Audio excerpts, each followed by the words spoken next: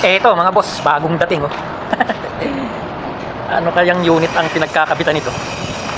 Ayan, kung papansinin nyo mga boss, pareho lang silang merong ano,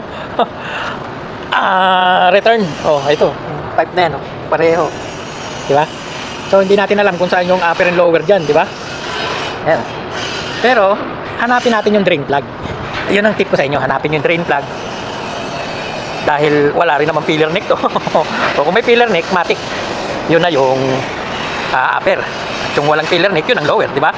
Okay. Yung pillar neck, yun yung pinaglalagyan ng tubig mga boss. Doon dinadaan yung tubig.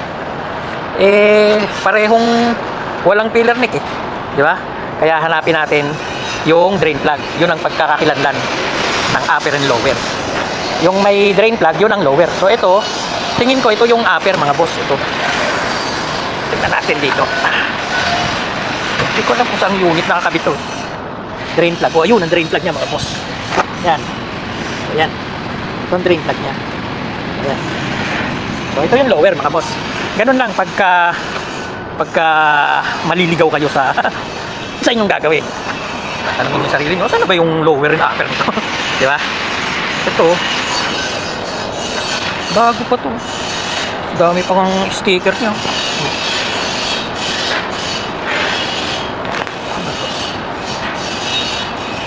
Puro sticker. Ito kaya malabo eh. May mabasa. Meron pa nga siya rito. Nakaukit talaga. 2023. Japan made siguro to. Kasi tulido yung pagkagawa eh. Oh, meron siyang ano rito. Yung ang tawag dito. Yan. Ito yung uso ngayon. Limutan ko yung tawag dito. Barcode ba yan? Ayan. Tapos ito. Ito yung year ng gawa niya. Oh. Yan, 2023. Ano yan? 7 July. O kaya October 10, 2023. Pwedeng ganun kasi inuna niya yung year eh. 2023, October 7 kasi ng oras oh. So 10:08 ng umaga. Diba? Ayos ano. Made in Japan siguro to, pero wala naman nakalagay na made in Japan. Ito. Jinan. Bansa bang Jinan? Ito.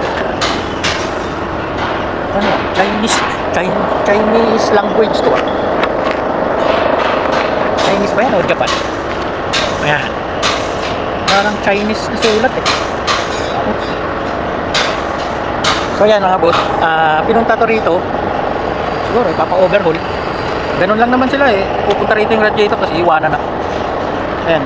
Ito na-damage lang to sa pagdadala. Mishandling lang yan kasi sinakay sa forklift eh. Sayang, wala sanang tama eh. Kaya lang nagkatama nung sinakay nila sa forklift. Dahil sinuot yung bar ng forklift gan. Yung talim ng forklift, isinuot dyan. Dito yung isa, dito yung isa. O siguro nakataas yung talim ng forklift, nauntog ngayon to. Ang gaan-gaan naman kasi pinorklift pa. Suspicious. O, di ba? Sana hindi nagkabutas. Kaya inano to? Pinaklas. Eh, gagawin natin mga boss. Update ko na lang kayo mga boss ha.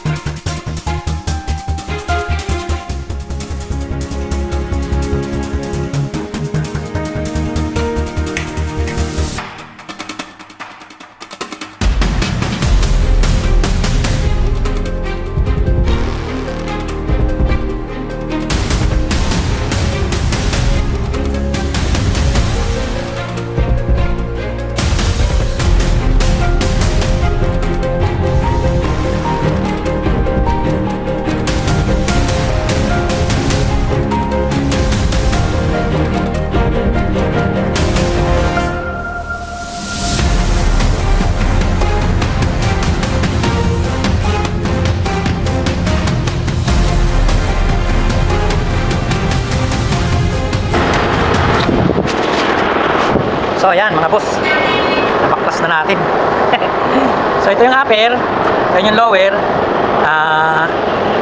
Baklasin na rin muna natin to para pag i-spray ko dun sa washing, malinis na rin yung loob. Pero malinis naman yung loob nyo, kaya sira nito. Nakaka-intriga. Baka tangke. Teka lang mga boss ha, ang gagawin ko, testing muna natin. Testing muna natin mga boss. O kaya iwasin ko muna, total malinis naman yung loob yun. Ayan o, malinis yung loob nyo. So iwasin ko muna mga boss, tsaka natin baklasin pala muna natin to ha. So update ko na lang kayo para hindi humaba yung video. So ito na mga boss oh, na-washing na natin. Ayan, ang gagawin ko ngayon, testingin ko muna mga boss. Kasi duda ako eh, malinis naman siya masyado.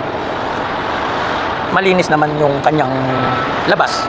Yung loob, hindi rin naman barato yung mga tubo, malinis din. Eh, palaisipan sa akin, bakit siya tinanggal? Di ba sa unit? Bakit siya tinanggal? Baka may butas ang tangke nito. Kaya titesting ko muna bago natin buksan para i-overhaul ha. So ayan o, nilagyan ko na ng kanyang panara.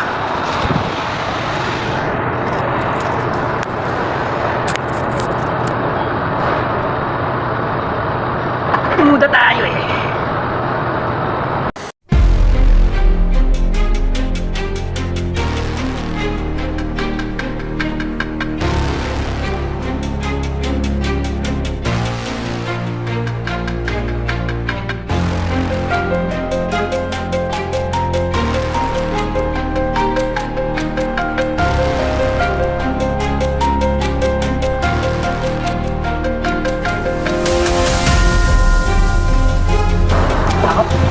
Wala, ba't ganun? Eh, yun, panara yun eh. Tsaka to, panara rin. Ano yung sira nito? Wala namang butas.